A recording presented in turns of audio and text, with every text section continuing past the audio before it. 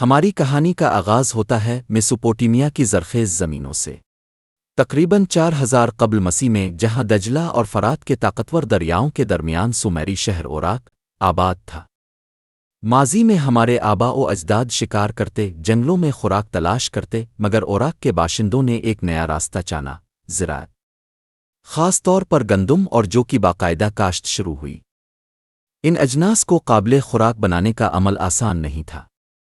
ابتدائی سومیری لوگ ہینڈ مل نامی آلہ استعمال کرتے، 2 پتھروں پر مشتمل یہ اوزار اناج کو پیسنے کے لیے استعمال ہوتا۔ وہ دانے کچلتے، آٹا برتن میں جمع کرتے تاکہ ضرورت کے وقت استعمال ہو سکے۔ یہ عمل محنت طلب ضرور تھا، لیکن یہی تھا زراعت کا آغاز اور تہذیب کی طرف پہلا قدم۔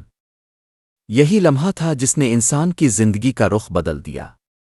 اب وہ خانہ بدوش شکاری نہیں رہا، بلکہ اپنی خوراک خود پیدا کرنے لگا۔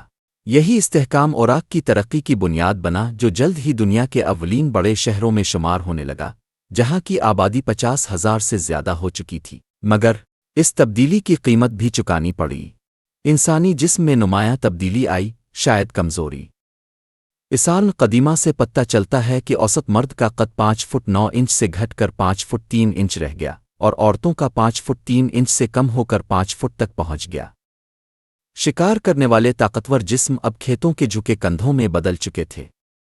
انسان زمین سے جاڑ گیا تھا، جیسے اب وہ آزاد نہیں بلکہ زمین کا پابند بن چکا تھا۔